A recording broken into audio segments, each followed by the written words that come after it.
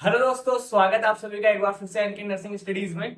आज हम बात करेंगे कि ऐसे कौन कौन से फैक्टर्स होते हैं जो एक पर्सन की हेल्थ को अफेक्ट करते हैं, ठीक है। और ऐसे कौन कौन से रिस्क फैक्टर है, ऐसे कौन कौन से कॉजेज है जिनकी वजह से एक पर्सन के अंदर क्या हो सकती है, इलनेस डेवलप हो सकती है। तो वन बाय वन अपन उन फैक्टर्स के बारे में, उन रिस्क फैक्टर के बारे में बात करेंगे, जानेंगे, ठीक है। तो अपन सबसे पहले इसमें देख लेते हैं कि एक इलनेस होती क्या है। Illness is the response the persons have to disease। इसका मतलब है कि इलनेस क्या होती है, जब एक पर्सन को डिजीज होती है, कोई भी बीमारी हो जाती है उसको, तो उस कंडीशन में जब उसकी बॉडी रेस्पॉन्स करती है, जो आपको सिम्टम्स साइन वहां पे आपको दिखाई देंगे, उनको क्या बोलते हैं, इलनेस बोलते हैं, ठीक है। आगे अपन बात करें, it is an abnormal process in which the person's level of functioning changed compared with the previous level। अब आपको पता है कि जब भी ऐसी कोई सिचुएशन आएगी, एक पर्सन को जब कोई डिजीज होती है, तो उसकी बॉडी का लेवल ऑफ फंक्शनिंग अपने आप कम हो जाता है।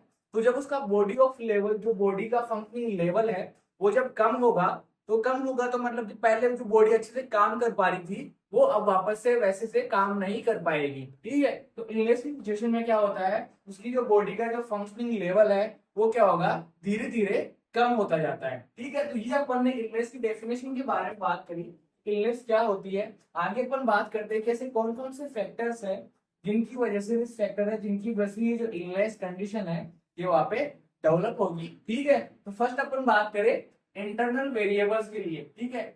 इंटरनल वेरिएबल्स में फर्स्ट है कि डेवलपिंग स्टेज। इसके अंदर क्या होता है, a person's thought and behaviour patterns change throughout life. आपको पता होगा कि जब कोई पर्सन की एज बाय डे बढ़ती जाती है, तो जब एक पर्सन यंग होता है, उस टाइम पे वो अपनी हेल्थ को लेके अलग तरह से अप्रोच करता है कंपेयर टू ओल्ड एज, ठीक है। क्योंकि वो हेल्थ कॉन्शियस होता है, तो इसलिए कि जो उसकी हेल्थ को मेंटेन करने के लिए वो जो कुछ भी बिहेवियर है, उसकी जो भी थॉट्स है, वो क्या होते हैं, उसकी लाइफ के अकॉर्डिंग क्या होते हैं, चेंज होते जाते हैं। जैसे जैसे उसकी लाइफ एडवांस होती है, उसकी जो काम करने के तरीके हैं, जो हेल्थ को लेके सोचने का जो पैटर्न है, वो क्या होगा, धीरे धीरे चेंज होता जाएगा, ठीक है। तो ये क्या करेगा, उसकी हेल्थ को मेंटेन करने में या फिर उसकी हेल्थ को बिगाड़ने में, अगर उसकी कोई गंदी हैबिट है, तो वो क्या करेगी, वहां पे इन्फ्लुएंस करेंगी उसकी हेल्थ को क्या करने में, डिक्रीज करने में।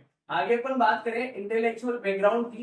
इसमें क्या बताया, knowledge about body functions and image, कि आपकी बॉडी के फंक्शंस कैसे प्रॉपर मेंटेन कर सकते हो, आप इलनेस से कैसे बच सकते हो, उसके लिए आपका जो नॉलेज है वो कैसा है। एजुकेशनल बैकग्राउंड, आपका एजुकेशनल बैकग्राउंड कैसा है। साथ ही साथ अगर आपको कोई भी इलनेस पहले हुई है, उसको लेके आपने क्या एक्सपीरियंस किया, ठीक है। अगर आपको, जैसे आपको पता है कि अगर मैं कुछ भी ऐसा कुछ गलत करूंगा, तो उसकी वजह से मेरी बॉडी के ऑर्गन्स पे या मेरी जो हेल्थ सिस्टम है, उसके ऊपर क्या होगा, इफेक्ट पड़ सकता है। तो आपने वो जो पास्ट एक्सपीरियंस था, उनसे क्या सीखा, ठीक है। तो वहां पे वो सब भी क्या करता है, आपकी बॉडी की जो सिस्टम है, उनको अफेक्ट करता है। आगे, or influence the health belief and practice of a patient, ठीक है। तो आपका जो बॉडी का फंक्शंस को लेके, ये जो इलनेस है, उसको लेके आपके अंदर कितनी नॉलेज है, आप कैसे उनसे प्रिवेंट रहते हो, तो वो सब कुछ आपके हेल्थ हेल्थ को क्या करते हैं, मेंटेन करने के लिए रेस्पॉन्सिबल होते हैं। अगर इनके अंदर, अगर आपका नॉलेज अच्छा नहीं है बॉडी फंक्शन को लेके, आपके अंदर क्या है, आप अपनी जो बॉडी को लेके क्या वो कॉन्शियस नहीं हो, तो वहां पे आपको आराम से या फिर इजीली आपको कोई ना कोई इलनेस वहां पे आपको होने के चांसेस बढ़ जाते हैं, ठीक है। आगे अपन बात करें कि इमोशनल एंड स्पिरिचुअल फैक्टर्स कैसे आपकी इलनेस को डेवलप करने के लिए रेस्पॉन्सिबल हो सकते हैं। इसमें अपन बात करें, द पेशेंट्स डिग्री ऑफ काम and stress can influence health belief and practices. एक पर्सन की जो, उसकी जो काम रहने की है, स्ट्रेस फ्री रहने की जो उसकी एबिलिटी है, वो क्या करती है, हेल्थ को इफेक्ट करती है, ठीक है। उसको इलनेस से बचाने के लिए रेस्पॉन्सिबल होती है, ठीक है। आगे अपन बात करें, spiritual beings also influence whether and how a patient seeks or avoid healthy behavior, ठीक है। इसका मतलब ये है कि एक पर्सन की जो भी स्पिरिचुअल बिलीफ है, वो कैसे इन्फ्लुएंस करेगी, जैसे मैंने आपको पिछली प्रीवियस क्लास में बताया था कि जैसे कई कई ऐसे रिलीजियस जो स्पिरिचुअल जो होते हैं वो क्या करते हैं, अपना जो भी डाइटरी पैटर्न है वो टाइम के अकॉर्डिंग चेंज करते रहते हैं। तो वो क्या करता है, वो जो डाइट है वो आपकी हेल्थ को इन्फ्लुएंस करता है। जैसे कई नॉन वेजिटेरियन होते हैं, कई वेजिटेरियन होता है, तो ये जो डाइट पैटर्न है वो क्या करता है, एक पर्सन की हेल्थ को मेंटेन करने के लिए या फिर उसको इन्फ्लुएंस करता है वहां पे। ठीक है, आगे अपन बात करें, अब ऐसे ये अपन इंटरनल वेरिएबल्स की बात करी, आगे अपन बात करें ऐसे कौन कौन से एक्सटर्नल वेरिएबल्स है जो आपकी हेल्थ को इलनेस में ले जाने के लिए रेस्पॉन्सिबल हो सकते हैं, या फिर जिनकी वजह से आपके अंदर क्या हो सकती है, इलनेस डेवलप हो सकती है। ठीक है, तो आगे अपन बात करें फैमिली प्रैक्टिसेस। ठीक है, तो एक पर्सन की जो फैमिली है वो कैसे उसकी इलनेस को डेवलप करने के लिए रेस्पॉन्सिबल हो सकती है, या फिर उसको इलनेस से बचाने के लिए रेस्पॉन्सिबल हो सकती है। तब patients families use health care services. ठीक है, अगर एक पर्सन की फैमिली जो है हेल्थ के लिए क्या है, कॉन्शियस है, तो जो भी हेल्थ के सिस्टम्स है, हेल्थ केयर सर्विसेज की जो भी सिस्टम्स है, डिलीवरी सिस्टम्स है, वो क्या करेंगे, जैसे एक पर्सन को अगर एक फैमिली को नॉलेज होगा कि अगर उसको कोई भी प्रॉब्लम हो सकती है हेल्थ रिलेटेड, वो क्या करेगी, जल्दी से जल्दी जो भी सब सेंटर पीएससी सीएससी या जो भी हॉस्पिटल्स है उनके वहां पे जाके ट्रीटमेंट लेने का ट्राई करेंगे, और उनको पता होगा कि कैसे प्रॉपर वे में वो अपनी हेल्थ को बचा सकती है इलनेस होने से। ठीक है, आगे अपन बात करें द परसेप्शंस ऑफ सीरियसनेस, साथ ही साथ उसको जो फैमिली है उसको पता होना चाहिए कि जो डिजीज की जो डिजीज अगर हुई है कुछ भी, तो उसकी सीरियसनेस कैसी हो सकती है या फिर वो कितनी सीरियस हो सकती है, साथ ही साथ उस डिजीज से बचने के लिए। ठीक है, and there preventive care behaviour can influence the health beliefs and practices. ठीक है, साथ ही साथ उस डिजीज से बचने के लिए वो कैसे अपनी जो भी फैमिली है उसको प्रिवेंट करते हैं, ये सब कुछ उसकी फैमिली क्या करेगी, वहां पे रेस्पॉन्सिबल होगी। अगर उसकी फैमिली के अंदर अगर ये सब चीजें या प्रैक्टिसेस नहीं हो पाती है, नहीं हो रही है, तो वहां पे क्या हो सकता है, आपको वहां पे इलनेस डेवलप होगी देखने को मिल सकती है। आगे अपन सोशल इकोनॉमिक फैक्टर की बात करें, इसमें क्या हो सकता है कि जैसे अगर एक पर्सन इकोनॉमिकली स्ट्रॉन्ग है तो वो जो भी हेल्थ सर्विसेज है वो इजीली उनका एक्सेस ले पाएगा। ठीक है, अगर कोई पर्सन अगर जिसके पास इकोनॉमिकली स्टेबिलिटी है तो वो क्या करेगा, जो भी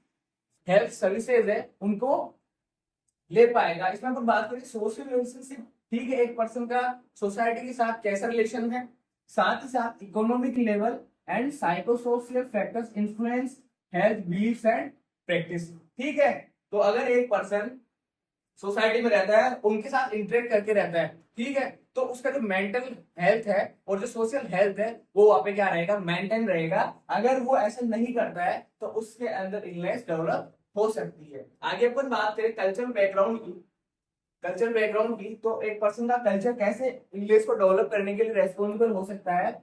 it influence believes, values and customs. It influences the approach of healthcare system, personal health practices and nurse patient relationship। ठीक है, तो एक जो पर्सन है वो क्या करता है कि अपनी हेल्थ को मेंटेन करने के लिए जितने भी जो भी वेज है वो क्या करता है, फॉलो करता है। साथ ही साथ जो भी हेल्थ को अचीव करने के लिए, मैक्सिमम हेल्थ अचीव करने के लिए जो भी हेल्थ केयर सिस्टम्स है, जो भी सर्विसेज है, उनको क्या करता है, अप्रोच करता है वहां पे अपनी हेल्थ को मेंटेन करने के लिए। ठीक है, तो ऐसे वो अपनी हेल्थ को क्या कर सकता है, मेंटेन कर सकता है। आगे अपन बात करें जैसे कौन कौन से फैक्टर्स है जो कि क्या करते हैं, हेल्थ स्टेटस को इन्फ्लुएंस करते हैं, अफेक्ट करते हैं। फर्स्ट ऑफ ऑल देखिए कि स्मोकिंग, तो आपको पता है कि अगर एक पर्सन कोई अगर स्मोकिंग करता है तो वहां पे उसका जो भी लंग्स है, रेस्पिरेटरी सिस्टम है, वो क्या होगा, वहां पे आपको उसके अंदर प्रॉब्लम देखने को मिलेगी। ठीक है, और अगर न्यूट्रिशन की बात करें तो मैंने आपको बताया था कि एक पर्सन अगर जैसे ओवर ईटिंग कर रहा है तो वहां पे भी उसको जैसे ओबेसिटी या फिर और भी जो भी जीआईटी की प्रॉब्लम्स है तो वहां पे आपको देखने को मिलेगी। साथ ही साथ अगर उसको प्रॉपर न्यूट्रिशन नहीं मिल पा रहा है तो वो सब भी वहां पे क्या करेगा, उसकी हेल्थ को इफेक्ट करेगा। एल्कोहल यूज है,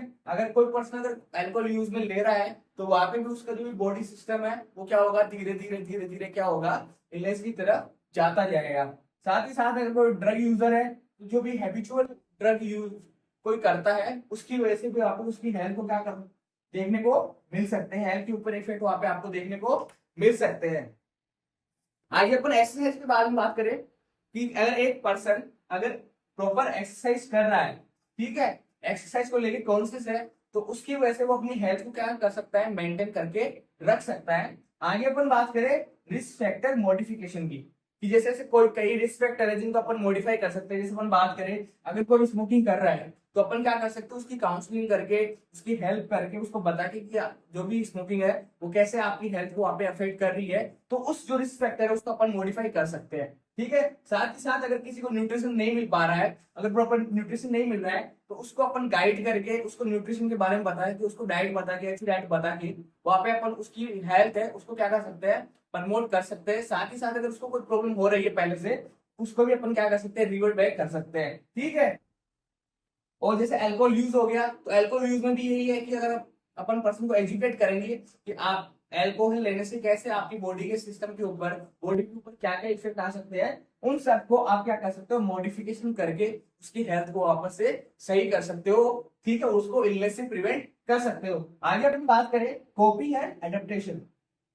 कोपिंग एंड एडेप्टेशन का मतलब है कि एक पर्सन कैसे अपने सराउंडिंग एनवायरनमेंट के अंदर जो भी रिस्क फैक्टर प्रेजेंट है उनके उनको उनसे कैसे कोप कर सकता है, कि अपन क्या करेंगे, उसको बताएंगे कि किन किन सिचुएशन की वजह से आप इलनेस में जा सकते हो, आपकी बॉडी अफेक्ट हो सकती है। उन सबको आप काउंसलिंग करके, पर्सन को काउंसलिंग करके या फिर उनको हेल्थ एजुकेशन देके आप उन सबको क्या कर सकते हो, वहां पे इलनेस में जाने से बचा सकते हो। साथ ही साथ फाइनल पर बात करें कि एक पर्सन का फैमिली जो रिलेशन है, फैमिली रिलेशन कैसे हेल्थ को अफेक्ट करता है, उसमें अपन बात करें। अभी मैंने आपको बताया था कि अगर एक पर्सन की फैमिली क्या करती है, अगर अवेयर है अपनी फैमिली की हेल्थ को लेके, तो वो क्या करेगी, जो भी हेल्थ सर्विसेज है उनके कांटेक्ट में आएगी और जो भी प्रॉब्लम है उसको सोल्व करने की कोशिश करेगी। ठीक है, तो ये अपना एक छोटा सा टॉपिक था कि कौन कौन से ऐसे कॉजेज एंड रिस्क फैक्टर होते हैं जिनकी वजह से एक पर्सन के अंदर इलनेस डेवलप हो सकती है। आई होप आप लोगों को ये क्लास समझ में आई होगी। अपन नेक्स्ट क्लास में मिलेंगे एक नए टॉपिक के साथ, तब तक के लिए थैंक यू सो मच।